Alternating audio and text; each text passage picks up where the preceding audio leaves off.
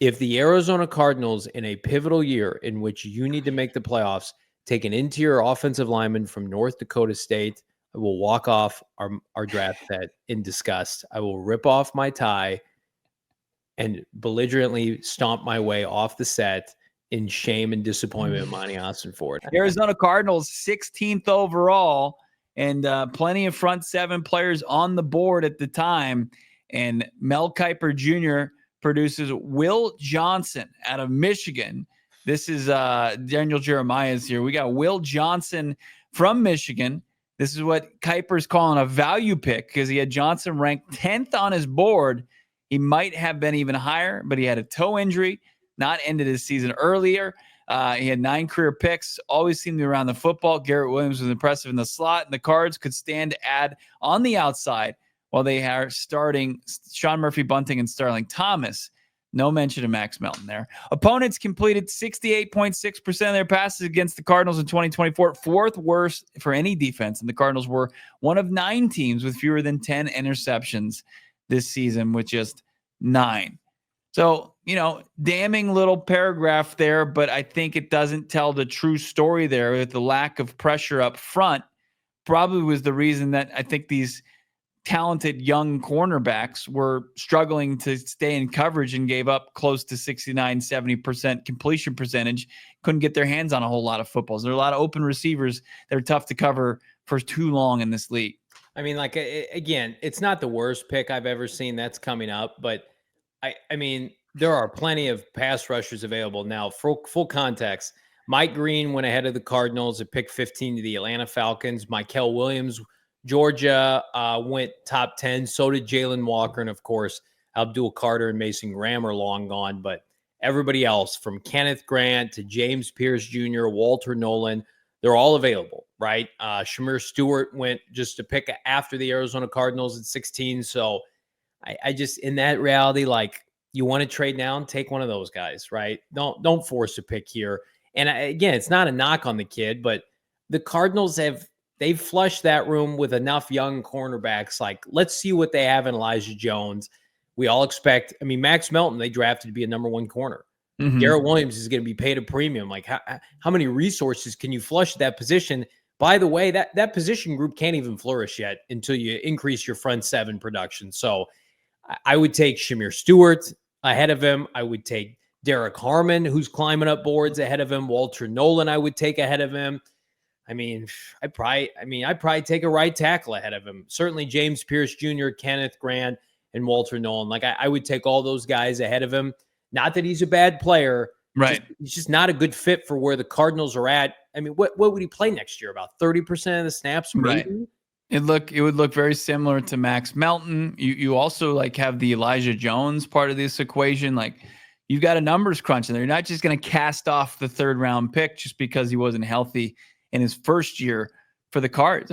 They've got more than enough young corners that if they stay healthy, you can see what you have. And adding another one to the mix, I think that might be a little counterproductive, especially when you're looking for impact makers early in this draft. I'm looking at 16 and 47, and I need guys that are going to make impacts on Sunday, help get this team, past the finish line here. So, Will Johnson, I'm with you. Talented prospect. Nobody can deny that. Value, you can talk about, value's all great. It's all well and good. We talk about it in fantasy football all the time, but if it's not going to, or value it as far as taking a bet, like an underdog, but if you can't cash it, it doesn't matter. You have to be able, you can get plus 300, but if you lose, you're still a loser. So I just don't value is obviously in the eye of the beholder. And if you're the Arizona Cardinals, with as many front 7 players there that you could easily add to a rotation, where they've got 5 guys interior and then 5 guys on the outside coming off the edge that they rotate in and out. I think you would be better served to get one of those front 7 guys, whether it's defensive line or edge. Yeah, just as AZ Cardinals in the chat, can Will Johnson rush the passer? He cannot. Now, here's where I'll give him a ton of love is he's built like what I would take a top 16 corner as. He's 6'2", he's over 200 pounds. He's built like Patrick Surtain. He's long, he's physical. I'm sure the Cardinals would love to have him, right? But you haven't banked enough credibility up front. if Azeez Ojulari had hit, or excuse me, BJ Ojulari and Darius had a monster rookie year, sure, do what you want to do. You got too many unknowns, brother, in that front seven right now. Flush it, get better. Again, wouldn't be the worst thing in the world. We expect them to add at least one veteran corner before the draft. That room's already crowded enough. Mel Kiper Jr., I appreciate him just saying it's just a good value pick. Sure. Let's talk about Daniel Jeremiah. But dressing it up with those stats where I feel like you can just poke holes immediately in those stats. Yeah. It's like that's not. It wasn't because Garrett Williams was a bad corner. Actually, he analytically was one of the better corners, top slot corners in the league. And we liked what we saw from Starr and Max Melton. These guys aren't pushovers. You give them and you make a opposing quarterback pedestrian and below average, and they're going to be able to knock down some passes and break them up and steal some. Get some interceptions, get their hands on the balls. The secondary was good. How many times did we watch? And it was like, in certain instances, the Cardinals had to cover for like 7 to 10 seconds and they got stopped. So Mel, we'll give you a mulligan on this one, but no dice. Go with a front seven player. Go with a trade down. Do not go with a cornerback.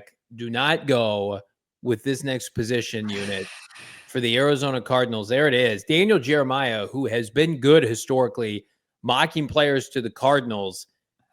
Gray Zabel, North Dakota State, interior offensive lineman. He's a guard. I think he's like my age potentially.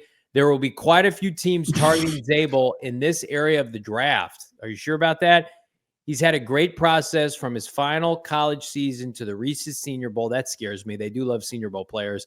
To the NFL Scouting Combine. Let me preface this conversation with, I'm sure this kid's a good kid and a good prospect, right? I don't want to have this come out and be disrespectful to this young man that plays 1AA football. Ooh, here we go. What used to be 1AA football. If the Arizona Cardinals, in a pivotal year in which you need to make the playoffs, take an interior offensive lineman from North Dakota State, I will walk off our draft set in disgust. I will rip off my tie and belligerently stomp my way off the set in shame and disappointment of Monty Ossenford.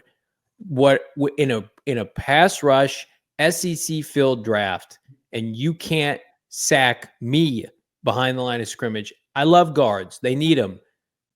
You're taking a guard, a non-premium player from a 1AA school at pick 16. We can't have that, Monty. Johnny, can I sell you on this pick real fast? No, you can't. You can try though. What if the plan is to draft him so he's off the Seahawks board? Or would you want Seattle to draft him? But what, like, you think he's horrible?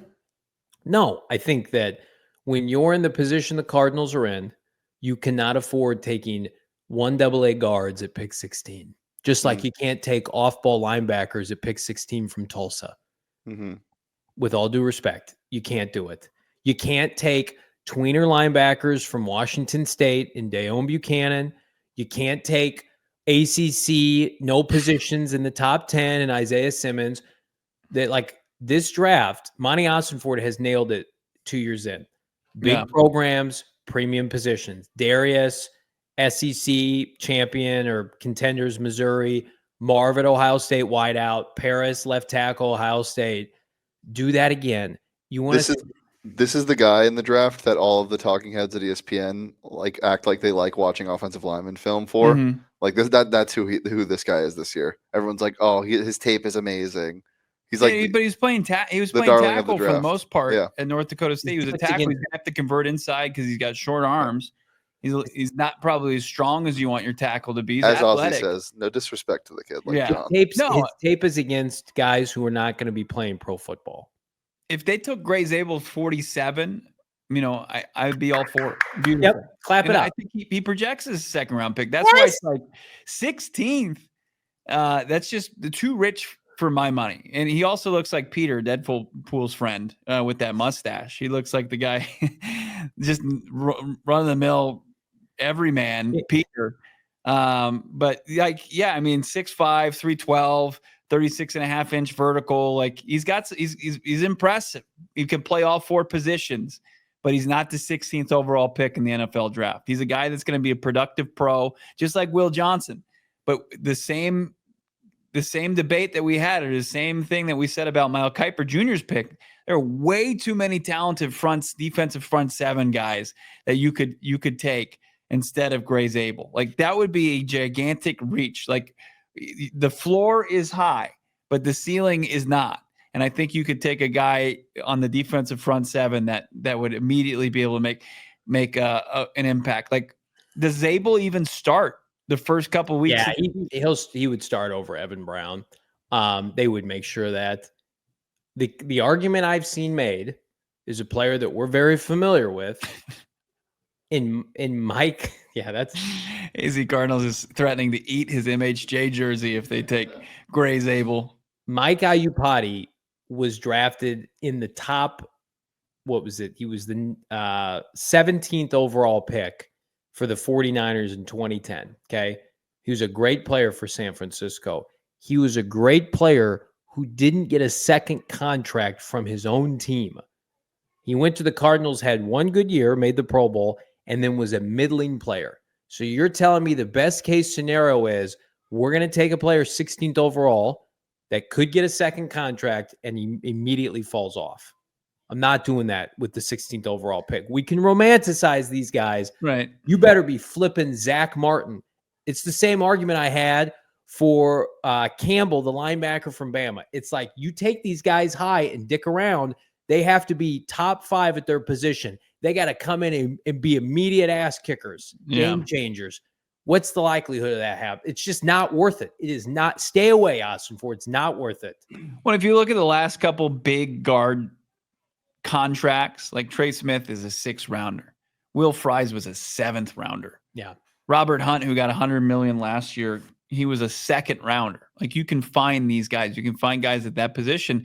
That's why he probably profiles more as a day 2 pick anyway. Yeah. To take him at 16, it doesn't meet the value. If you take a guy at edge who can get to double-digit sacks, if you take, and I know the polarizing prospects because they're off the field stuff, James Pierce Jr. and Mike Green, but if you take those guys and you hit on those guys, or they're just productive edge rushers, those are guys that 5th-year contract then becomes invaluable, to where, like, if Zay Grable is just like a decent guard, you don't get much value there. No. Johnny, if left tackle was still a position of need and he played left tackle but still went to North Dakota State, would you be as hesitant? No, not as much, because it's a premium position. And we had like 34-inch arms. And yeah.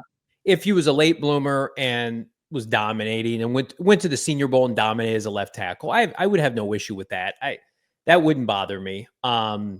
It's the position coupled with the university. That's a horror. How's Cody Mock doing? Like the redheaded dude from we went to Tampa. Wasn't he an interior offensive lineman from North Dakota State? He was. He was a specimen, man. What was his name? Cody Mock. Cody Mock, M-A. Did he start every game this year? I think he did. Cody Mock via PFF for Tampa Bay last year. I mean, he's been good. 6'5", 302, was drafted in the 2nd round, 49th. He had a PFF grade this year, 93.5. So he's an elite player. Wow. But again, I mean, he's a 2nd round pick. I think it's because I interviewed him. Yeah. Remember that? We were looking around. It was you and it was my first rodeo at the Senior Bowl. And you're like, Shane's like, who do you want to interview? I'm like, I want to interview that guy. And his long flowing red hair, his gut hanging out of his shirt. Missing front teeth. Missing his front teeth. God, that guy's a beast. That's just how you know. Real quick, I just want to run through the players that the Cardinals pass on to take Greg Zabel in this mock draft. Mike Green, who we don't think they're going to take, it went 17th to the Bengals. Seahawks took Loveland, Michigan tight end. Shane, that's got to make you feel good, taking a tight end. Continuing down, Cardinals pass on Kelvin Banks Jr., okay, Derek Harmon, Mikel Williams, Kenneth Grant, Josh Simmons, Samar Stewart. He's got a bunch of the guys that we like not even going in the 1st round. If there's not a consensus on these defensive linemen, move down. If there's an opportunity, move down.